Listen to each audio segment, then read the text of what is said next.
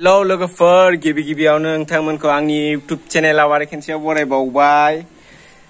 दिनैहाय सान्दुङा सैमानि सालाय गलायनाय मेंनाया बेफोरबायदिसोना गरमा मानसियाबो बिदिनो जानानै दं आरोना बेखायनो आङो दावदैखौ सान्दुं होनायनो नागिरदों आरो मोनोना मोना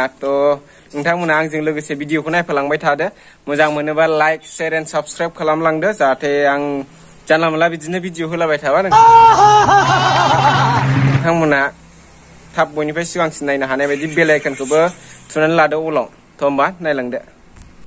लोगोफोर थोरसिखौ आङो सान्दुङाव दसे सम दोनग्रोबाय दसे हिट जाग्रोथोंसै नङाबा दावदैया बोरैबा जागोन ना लोगोफोर आङो थावखौ लुनानै लाखासै एसे बारा बुरजाबो होजानाय नङालै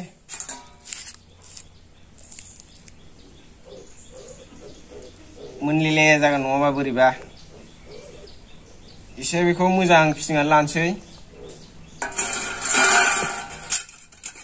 आखाइजों दांबावबायसोलाय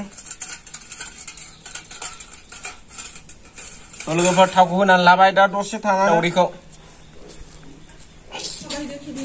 लोगोफोर दावदैखौ होनोसै एबारहाय माबायदि जायो दावदैखौ होनोसै मोनमारना मोनमारा नायनायथारनां लोगोफोर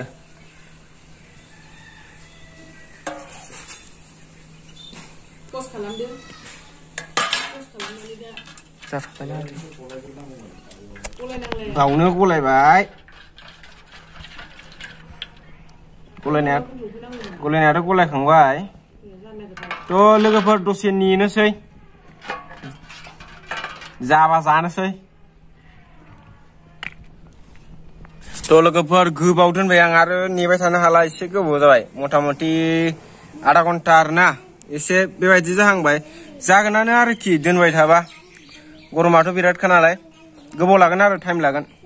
लोगोफोर दिनैनि भिडिअआ बेसेनोमोन आं माने मानसिफोर बयबो होसावनायखाय जामारना जामारा बेखौ टेस्ट खालामदोंमोन आरो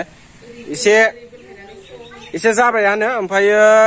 गोबाव दोनबाय थाबा जागोन आरो ओमफ्राय गरमथारना आं भिडिअ बानायबाय थानो हाला दोनसै होमबा बेसेयानो लोगो मोनफिनगोन थाबैनो भिडिअआव